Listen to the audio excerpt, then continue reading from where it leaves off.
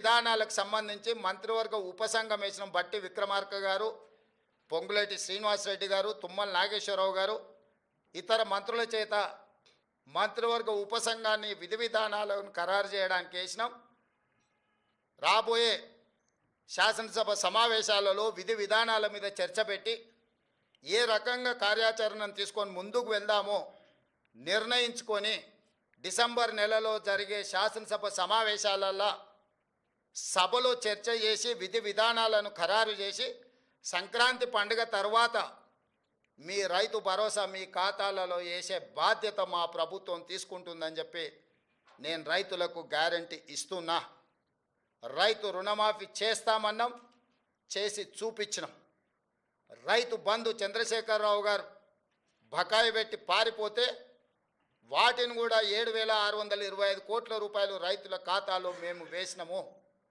ఇప్పుడు కూడా రైతులకు రైతు భరోసా అందించే బాధ్యత మా ప్రభుత్వం తీసుకుంటుంది.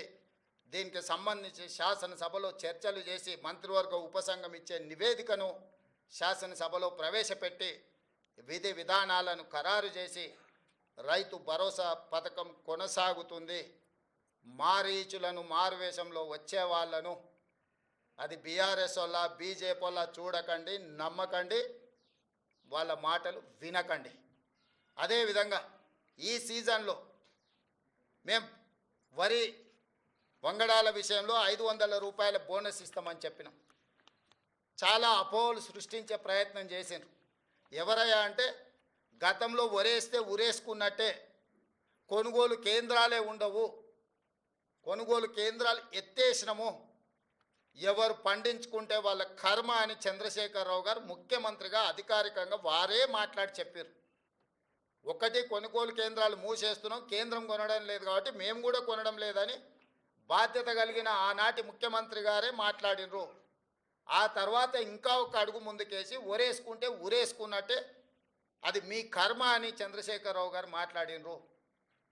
ఉరేసుకుంటే అనే పరిస్థితి నుంచి వరి వేసుకోండి, కనీసం మద్దతు ధర ఇచ్చి కొంటమనే కాకుండా సన్నాలు పండించండి, 500 రూపాయల బోనస్ ఇస్తామని చెప్పి ఈ రోజుకి 31 లక్షల మెట్రిక్ టన్నుల వరి ధాన్యాన్ని మా ప్రభుత్వం సేకరించింది. 500 రూపాయల బోనస్ కొనసాగుతుంది. ఒక్కసారి ఇచ్చి వదిలేయదు కాంగ్రెస్ పార్టీ. కాంగ్రెస్ పార్టీ ఆనాడు ఉచిత కరెంటు ఇస్తామన్నాం, ఎవరొచ్చినా ఇవ్వక తప్పని పరిస్థితి సృష్టించినము. ఈనాడు సన్నాలు పండించిన వాళ్ళకి 500 రూపాయలు బోనస్ ఇస్తామన్నాం, వానాకాలం ఇచ్చినాం. రేపు వచ్చే సీజన్కు కూడా 500 రూపాయల బోనస్ కొనసాగుతుంది. అయితే రైతులకు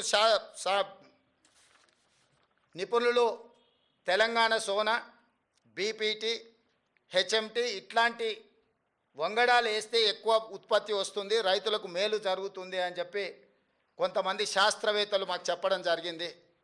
అందుకే నేను రైతులకు సూచన చేస్తున్నా, తెలంగాణ సోనా, బీపీటీ, హెచ్ఎంటీ లాంటి వంగడాలు వేస్తే మీకు పంట అధికంగా వస్తుంది. ఇవి తెలంగాణలో ఎక్కువగా తింటారు. ఎందుకు ఇలాంటివి ఏమంటున్నాం, చాలా రకాలు ఉన్నాయి, 31 రకాలు ఉన్నాయి సన్నాలకు సంబంధించి మేము జీవో ఇచ్చినాం. కానీ తెలంగాణలో ఉండే ప్రజలు అత్యధికంగా తినేది తెలంగాణ సోనా, బీపీటీ లేకపోతే హెచ్ఎంటీ. ఈరోజు రేషన్ షాపులలో సన్న బియ్యం ఇస్తామని మాట ఇచ్చినాం. మన తెలంగాణ రైతులు తెలంగాణ భూముల్లో పండించిన వడ్లు కొని వాటిని బియ్యంగా మార్చి పేదలకు రేషన్ షాపులో అవే బియ్యం ఇవ్వాలనుకుంటున్నాము.